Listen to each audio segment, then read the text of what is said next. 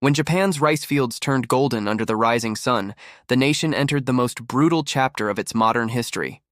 In 1937, the Sino-Japanese War erupted and soon spread into the Asia-Pacific theater of World War II. As the storm of war swept across the region, millions of Japanese men went to the front, while back home, Japanese women began to assume roles they had never known before. They became mothers, wives, and workers, but also integral parts of the war machine built by a militarist state.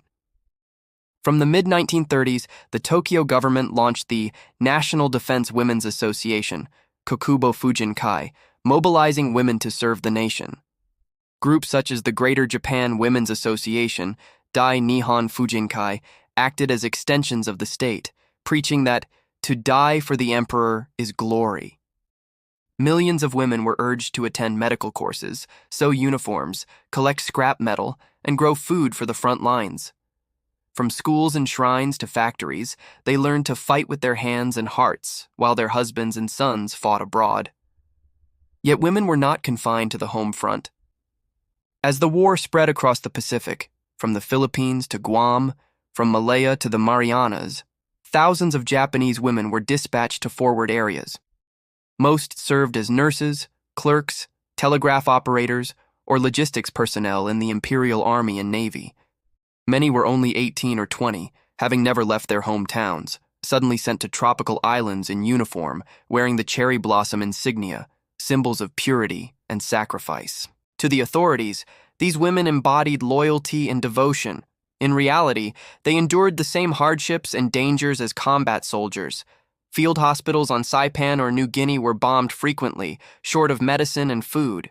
Japanese nurses performed surgery in dark shelters, using scissors as scalpels and rewashed cloth as bandages. They watched waves of wounded men die and slowly realized that war was not glory. It was an unending nightmare. Japan then was a militarist, patriarchal society where women were seen as subordinate, behind the man. Yet paradoxically, war opened opportunities denied in peace. Hundreds of thousands of women became factory workers at Mitsubishi, Nakajima, and Kawasaki, laboring day and night to produce planes, tanks, and shells. Girls once used to kimono and sewing needles now stood on assembly lines building Zero fighter engines. They were told that every nail they drove, every bullet they packed, was a shot into the enemy's heart. Beneath patriotic fervor, however, many understood their own fragility. They knew that if the Americans advanced, their fate would be grim.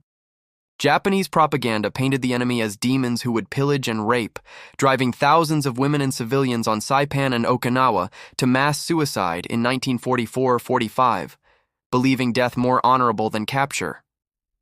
Those scenes remain among the war's darkest tragedies. Few Japanese women actually became prisoners of war.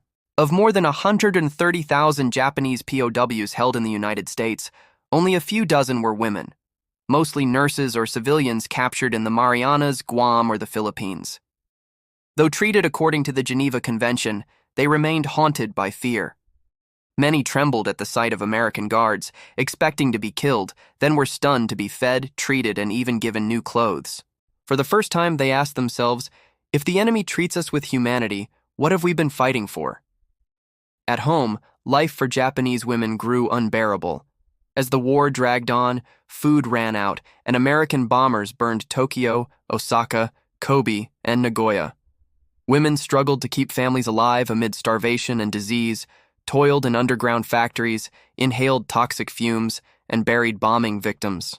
The state demanded they smile through hardship, but faith was fading. Yet in suffering, Japanese women revealed remarkable strength and dignity. Nurses like Setsuko Takeda, a survivor of Saipan, and Chieko Akiyama of the Yokohama Naval Hospital, left moving diaries describing nights dressing wounds with torn cloth hiding orphans in shelters, and the moment they saw white flags waving, the end of war. Many were shocked to see American soldiers bringing food to prisoners and medicine to civilians. In their eyes, hatred gave way to a new awareness of shame, curiosity, and a longing to understand the world beyond Japan's isolation. The Pacific War was not only a clash of armies, but of ideologies, Japan's theocratic militarism versus Western liberal democracy. Japanese women, though unarmed, stood as living witnesses to that contrast. Taught that a woman's place was obedience, they nonetheless proved capable of leadership, endurance, and sacrifice equal to men. When Tokyo fell and the emperor announced surrender in August 1945, millions of women, those who had sewn uniforms, tended the wounded, or simply kept their children alive, became the moral backbone of Japan's rebirth. After the war, under General MacArthur's occupation reforms, women again stood at the center of transformation. The new 1947 Constitution, the first democratic charter in Japan's history, granted them the right to vote, to run for office, and to equality under the law. Former nurses, clerks, and factory workers became teachers, doctors, and social activists. Many said that witnessing the enemy's humanity taught them the meaning of human rights and dignity. The war stole the youth of millions of Japanese women, yet it also awakened them. From passive subjects, they became active shapers of modern Japan, a society more respectful of women, though the road remained long. Figures such as journalist Yoshiko Sakurai and physicist Toshiko Yuasa, both wartime survivors, carried that memory into their post-war achievements. Japanese women in World War II form a mosaic of contrasts. Some remained loyal to militarist ideals, others turned to peace, many simply endured. But above all, they were real human beings, not propaganda symbols. Beneath their kimonos or khaki uniforms, they carried fear, courage, and the simple hope for a world without bombs. To sum up their role in the Pacific War, they did not decide when war began, but they bore its end. They did not wield rifles, but held needles, scalpels, and hammers, the tools that sustained life amid destruction. And they were the first to realize that blind loyalty cannot save a nation. Only humanity and knowledge can. More than 80 years later, the image of Japanese women in World War II remains a powerful reminder of the cost of extremism and the strength of compassion. From the darkness of bomb shelters to distant POW camps, they witnessed the fall of an empire and the birth of a new Japan where women would no longer stand behind men but beside them, in the shared light of renewal. As World War II entered its most brutal phase in the Pacific, the image of the Japanese soldier in the eyes of Americans was that of a ruthless enemy willing to fight to the last breath. Battles at Guadalcanal, Tarawa, Iwo Jima, and Okinawa proved that the Japanese military would not surrender even when encircled. For them, capture was considered a greater disgrace than death. As a result, for much of the war, the U.S. had virtually no Japanese prisoners, only the bodies left on the battlefield. It was not until late 1944, when the tide had decisively turned in favor of the Allies, that the first significant groups of Japanese prisoners appeared. From that point on, the United States began implementing an unprecedented policy: absolute humane treatment of Japanese POWs, even though they had been fierce, uncompromising enemies. This approach did not arise by chance. With its democratic traditions and rule of law, the U.S. had signed and committed to uphold the 1929 Geneva Convention, which explicitly outlined the rights of prisoners of war: adequate food, medical care, safe working conditions, the right to send and receive mail and packages, and protection from torture or humiliation. When the Pacific War began, the U.S. War Department established the Prisoner of War Division to oversee the convention's implementation across American territory. From the outset, the Roosevelt administration emphasized, "We cannot fight barbarism with barbarism. How we treat prisoners reflects the values of the civilization we defend." By contrast, Japan had not ratified the Geneva Convention, creating a stark disparity. American and Allied POWs in Japanese hands were often mistreated, starved, forced into labor, or executed en masse, as seen at Bataan, the Burma-Thailand Railway, or on Pacific Islands. When these reports reached Washington, the American public was outraged, with many calling for retaliation. Yet the U.S. government resolutely maintained its humanitarian principle, believing that lawful treatment was not only a moral obligation, but also a long-term strategy. It demonstrated to the world the difference between democracy and militarism. From 1942 to 1945, the U.S. held more than 132,000 Japanese POWs in over 150 camps across the country, from California Texas, and Colorado to Arkansas and Idaho. Most were soldiers and sailors captured in the Marshall Islands, Saipan, or following battles in the Philippines. These camps followed standard U.S. Army designs, featuring barbed wire fences, guard towers, housing blocks, hospitals, mess halls, sports fields, libraries, and chapels. Each camp had a prisoner-elected committee representing their interests. Upon arrival, many Japanese prisoners experienced severe culture shock. Conditioned from childhood to believe that capture was disgraceful and that Americans were devils who would torture and kill them, they were stunned to find an entirely different reality. American guards treated them politely, military doctors provided care without discrimination, and daily meals included meat, vegetables, rice, and milk, sometimes even more generous than the rations given to American soldiers on the front lines. One prisoner recalled, "I thought I was dead and in heaven. No one hits or curses, only order and full meals." POW camps were not merely detention centers, they became schools of humanistic education. The U.S. military organized classes in English, history, basic sciences, and, crucially, democracy and citizenship. The goal was to enlighten minds, helping Japanese prisoners understand that a nation's true strength lay not in violence but in freedom, education, and respect for human dignity. Many officer prisoners, often intellectuals, participated in discussions, debates, and even teaching their fellow captives. A notable example was Camp McCoy in Wisconsin, where hundreds of Japanese POWs joined the reorientation project. There, they watched films about America, listened to jazz, read books on the Constitution, and were encouraged to discuss Japan's post-war future. Some initially resisted, calling it brainwashing, but gradually they were persuaded by universal values they had never known: freedom of speech, gender equality, and the rule of law. Labor was also an essential part of POW life. Under the Geneva Convention, prisoners could work in non-military sectors.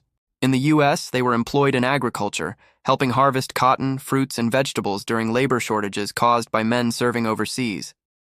They received modest wages, which could be used to purchase goods in camp stores, from cigarettes and soap to books and newspapers.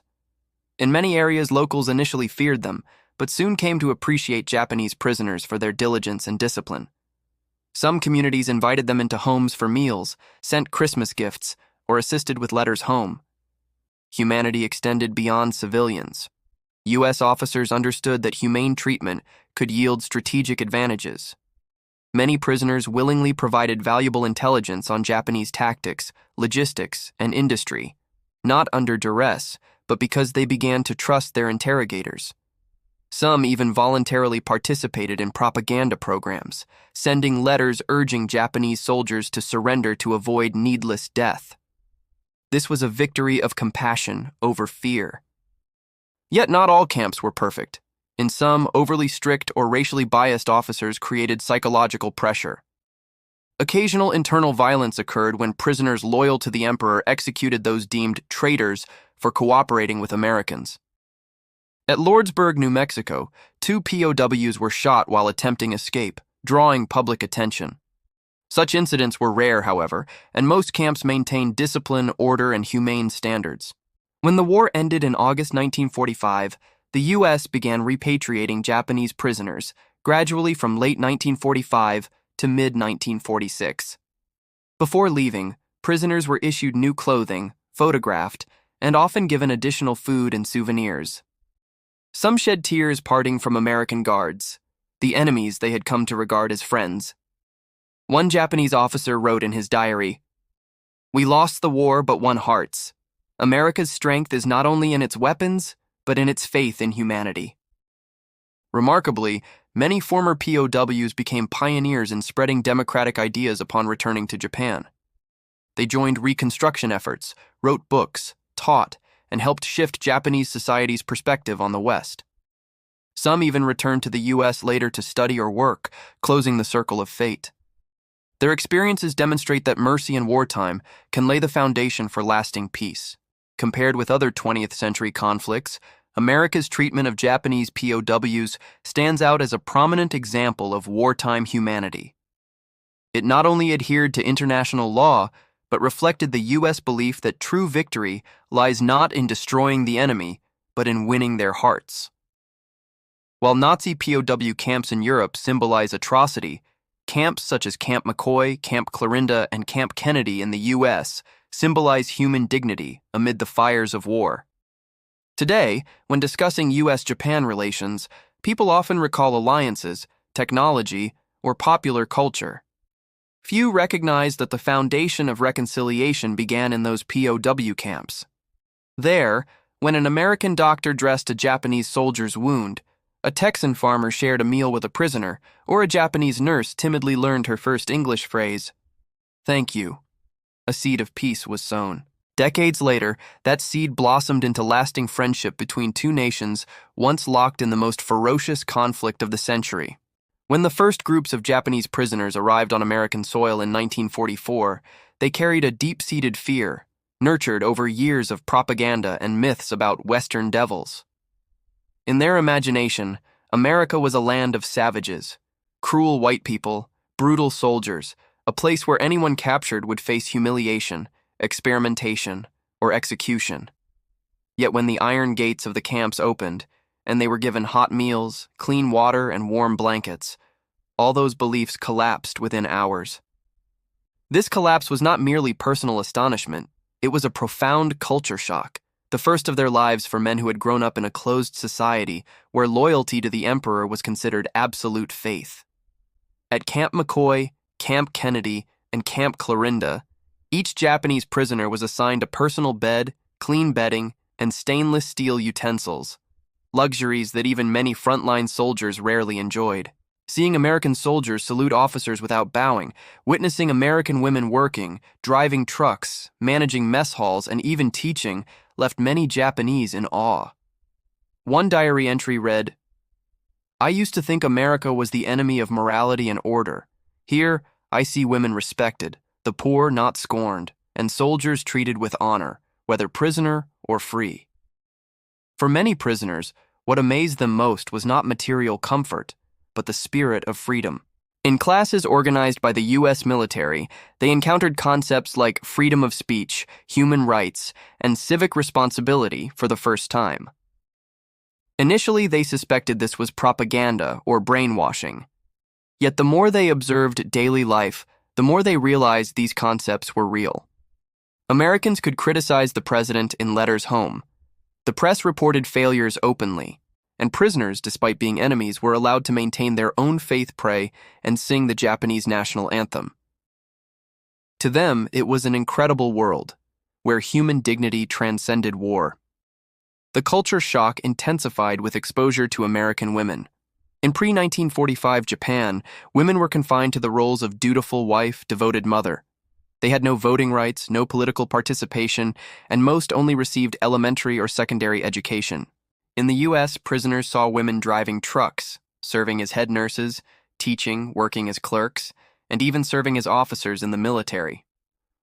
One prisoner noted, "I saw a female lieutenant commanding dozens of men, and no one objected. In Japan, that would be unthinkable." Japanese female prisoners and nurses, though a small minority among over 130,000 POWs, felt this contrast most keenly. Once regarded as humble aides in the emperor's military, they were treated as colleagues by American nurses, even taught modern medical techniques. One female prisoner recalled, "I learned to dress wounds with sterile gauze, something we did not have on Saipan. I realized medicine is not just for war, but to save lives, regardless of nationality." Gradually, within this environment, a quiet shift in thinking occurred. Japanese prisoners began discussing America, democracy, and why they had lost. Initial conversations were tentative but evolved into lively debates. Some officers, former professors, engineers, or writers, began analyzing whether Japan's defeat was due not only to firepower, but to a loss of spirit and ideology. At Camp McCoy, the U.S. military ran the Reorientation Project, aimed at intellectual reorientation. It was not brainwashing, as some feared, but a cultural bridge-building effort. Prisoners watched documentaries about America, read works by Abraham Lincoln and Thomas Jefferson, and texts on gender equality. Discussions were encouraged but not forced. In these sessions, many realized that freedom did not mean chaos. It was an order built on mutual respect. A former naval officer, Ichiro Tanabe, wrote that he was stunned when watching the American propaganda film Why We Fight, which explained the reasons for war. He reflected, "I thought we fought for honor. But in the film, Americans said they fought to protect the right to live freely, to speak truthfully. I realized that honor without freedom is just a shadow." Japanese women prisoners experienced similar transformations. A young nurse captured on Guam initially panicked, fearing torture. Yet she was brought to an American medical station, treated for her injuries, and invited to assist with the care of wounded, both American and Japanese. In her later memoir, she wrote, "I learned that saving an enemy's life can be a sacred duty. The day I bandaged a wounded American soldier, he looked at me and said, 'Thank you, miss.' His words made me cry." Culture shock also came from small details. Prisoners saw Americans reading newspapers openly, listening to jazz, playing baseball, laughing freely, activities considered extravagant or even unpatriotic in wartime Japan. Camps had libraries, theaters, music rooms, and sports fields, symbols of a culture uncrushed by war. Some prisoners learned guitar, painting, or English just to communicate with guards. In those moments, the line between prisoner and enemy began to blur. The change was gradual, subtle like a gentle rain. Some resisted, believing it was a plot to weaken Japanese morale. Others recognized the value of what they witnessed. An officer who served in the Philippines later recalled, "We were taught America is full of devils, yet there I saw faith in law and compassion. I realized Japan lost not only because of atomic bombs, but because we had forgotten humanity." International Red Cross representatives regularly inspected the camps. Prisoners could send letters home, receive packages, and even save money. Many Japanese prisoners first encountered the concept of individual rights. In their homeland, people existed merely as tools of the state. For them, the presence of an independent humanitarian organization like the Red Cross was revelatory. I understood that compassion can exist even in war. In Japan, there were only orders. Here, there is empathy. By 1945, news of the atomic bombings of Hiroshima and Nagasaki reached the camps, plunging many prisoners into silence. They had lost their homes, families, and perhaps the meaning of old ideals. Yet, instead of despair, many discovered in America something they had never known: hope. Hope that a new Japan could exist. A Japan that respected humanity and embraced peace. When the war ended, trains carrying prisoners back to Japan brought more than bodies. They carried new ideas. Some recalled arriving at Yokohama and seeing their devastated homeland thinking, "We must start over, but we cannot go back to the old ways." Indeed, in the subsequent occupation years, many former POWs became pioneers advocating democracy, education, and gender equality. Some joined local governments, others became journalists or teachers, bringing the light from American POW camps home. The culture shock they experienced was not merely personal, it reflected the clash of two civilizations, one based on collective honor, the other on human rights.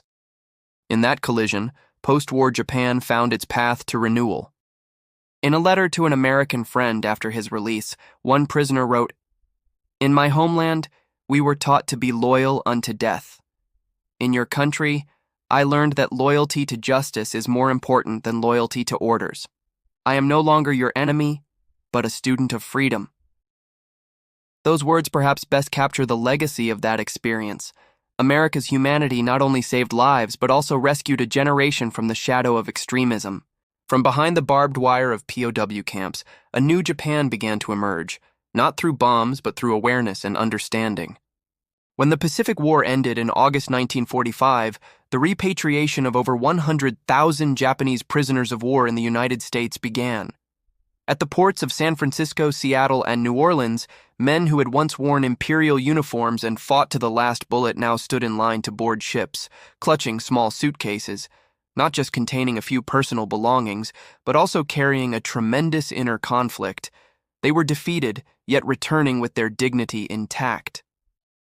They were grateful to the United States, yet feared being regarded as traitors by their homeland simply for surviving. In Japan's militaristic culture, the concept of prisoner of war was almost synonymous with shame. Soldiers captured alive were seen as having betrayed the emperor. When these prisoners returned home, the Japanese authorities initially did not know how to receive them. They were neither heroic martyrs nor active warriors. Contemporary newspapers used vague terms like returnees from camps or repatriated soldiers. To many citizens, they were ghosts of defeat, both pitied and feared. On the decks of the repatriation ships, the atmosphere was silent. One prisoner wrote in his diary, "We do not know where we are going. Our homeland is there, but is it still the same homeland we knew?" When the ship docked at Yokohama, they saw a Japan unrecognizable in its devastation. Homes destroyed, people emaciated, children begging, and the red and white flag tattered in the wind. In that moment, many realized that their country had died along with the empire, and all that remained were ashes needing rebirth. But how to achieve that rebirth? This was the pressing question. Former prisoners, especially those who had been in the U.S., became living witnesses to a different kind of society. They had seen democracy, freedom, gender equality, and even the humanity of the enemy firsthand. Returning home, they faced two choices: remain silent or speak about what they had learned.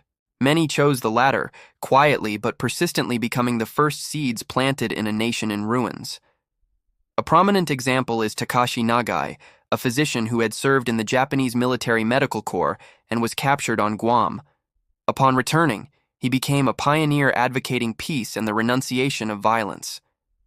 In his lectures and memoirs, Nagai wrote, "I realized that true glory lies not in victory, but in the ability to forgive." Many former prisoners shared this philosophy. They sought not revenge, but reconstruction. During this period, the American occupation government, SCAP, under General Douglas MacArthur, began comprehensive reforms in Japan. Ironically, prisoners who had experienced life in American camps were the most adaptable. They understood that democracy was not an abstract theory, but a concrete social system. When the new administration organized English classes, civic education programs, and encouraged women to vote, many former prisoners volunteered as interpreters, guides, and even teachers. Some helped draft new textbooks, eliminating old extremist propaganda. Among them, female former prisoners played a particularly symbolic role. They were a small group, only a few dozen, but their journey carried great significance. Before the war, they had been confined to servile roles. After the war, they returned with hands that had worked in American hospitals, exposed to modern medical techniques, and had witnessed a society where women could become doctors, officers, or scientists. When Japan enacted the 1947 Constitution, granting women the right to vote for the first time, many of them voted with indescribable emotion.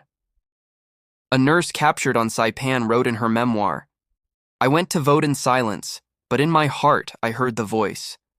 This is the freedom I saw in the American POW camp." However, reintegration was far from easy. Many faced discrimination and social ostracism. Some were accused by compatriots of having been brainwashed by the Americans or of losing their Japanese spirit. Former officers often carried shame and dared not speak of their time in the U.S. One prisoner recalled that when he mentioned being treated humanely in the camps, friends turned away, saying, "You've been enchanted by the enemy." In such a context, advocating for peace and democracy was an act of courage. Alongside this stigma came societal awakening. Under the occupation, a free press was restored, new political parties emerged, and concepts once forbidden, human rights, freedom of speech, gender equality, began to take root.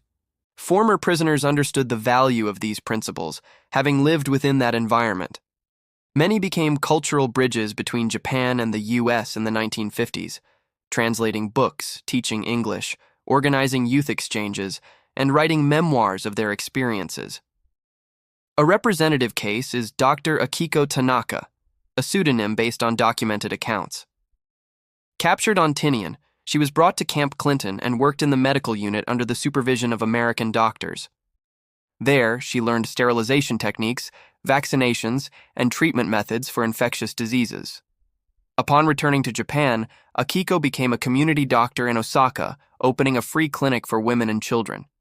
She recounted, "In America, I understood that a doctor is not merely someone who obeys orders, but someone responsible for human life." Later, Japanese media celebrated her as a symbol of rebirth, a woman who had been a prisoner but whose spirit was not imprisoned by hatred. Not only individuals, but also groups of former prisoners played a role in reconciliation. In 1952, when Japan regained independence under the San Francisco Treaty, many wrote letters of thanks to the Red Cross and the U.S. government for humane treatment. A group of veterans established the Japan-U.S. Friendship Association to promote cultural exchange and commemorate war victims on both sides. In these gatherings, they spoke not of battles fought, but of human lessons, how kindness can exist even amid war. From a historical perspective, scholars assess that America's humane treatment of Japanese POWs created a lasting moral effect. Those once imprisoned became intermediaries in the democratization process. They were not politicians, but their experiences proved that democracy is not an exotic luxury, but a foundation for national spiritual recovery. In the 1960s, as Japan rose to economic power, Western journalists often asked, what allowed Japan to change so quickly? Part of the answer lay with those who had seen America from behind prison bars. Of course, not all retained this perspective. Some former prisoners could not adapt, sinking into silence or guilt, living the rest of their lives as shadows haunted by war memories.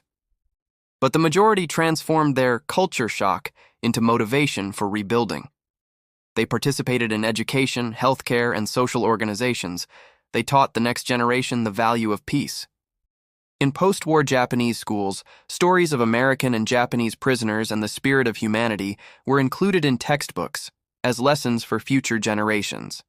Perhaps the most symbolic moment of reintegration came in 1954, when a group of former Japanese POWs was invited to the U.S. under the Friendship Mission. Visiting the old camps now dismantled, many wept. A former officer told a reporter, "The place where I was once a prisoner is where I learned what freedom is." The New York Times published the statement, a final testament to the power of humanity. By the late 1950s, the Japanese women who had been imprisoned in U.S. camps, around 24, had established stable lives, some becoming doctors, teachers, accountants, or head nurses. They did not forget the past, but neither did they let it bind them. When asked what changed them, one replied, "Because for the first time in my life, I was treated as a human being, not as a tool of war. And perhaps that is the deepest meaning of repatriation and reintegration. Prisoners returned not only with wounds, but also carrying a light, the light of empathy, understanding, and the belief that no enemy is ever permanent." When the Pacific War receded into history, the barbed wire fences of American POW camps disappeared, but the spiritual imprint they left endured for decades. It was not the legacy of victory or defeat, but a legacy of humanity, a concept seemingly fragile, yet more enduring than any weapon. Immediately after the war, the United States entered the Cold War era, and the U.S.-Japan relationship was redefined. From irreconcilable enemies, they became strategic allies. But that relationship was not built solely on treaties or economic interests. It was nurtured by shared memories of decency.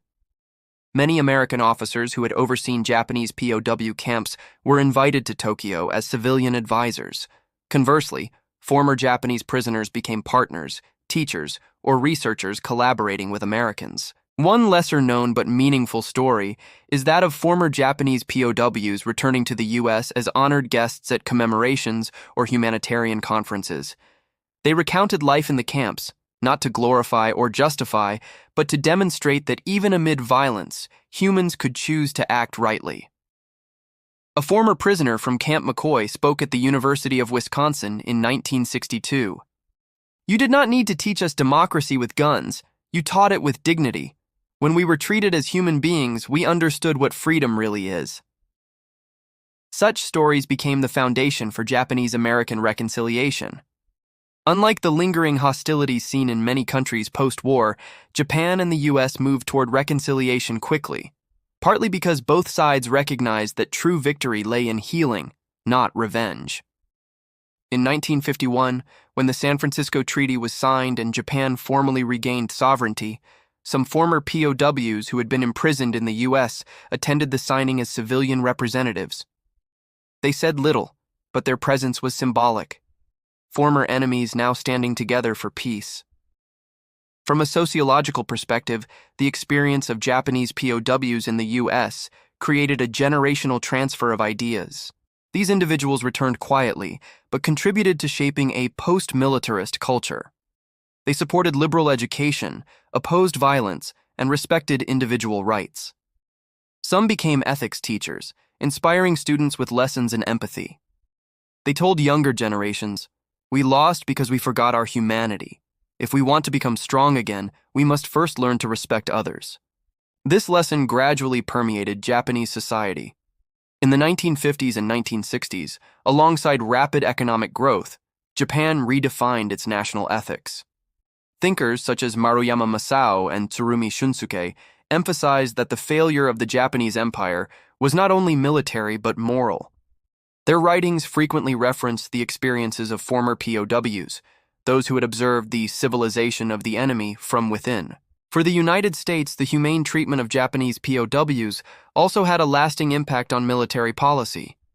At officer academies like West Point and Annapolis, lessons on managing POW camps during World War II were taught as prime examples of adherence to the Geneva Convention. The U.S. military concluded that humanity was not just an ethical issue, but a strategic asset.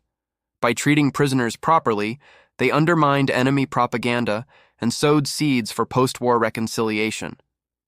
In subsequent decades, these personal memories were documented, published, and adapted into documentaries.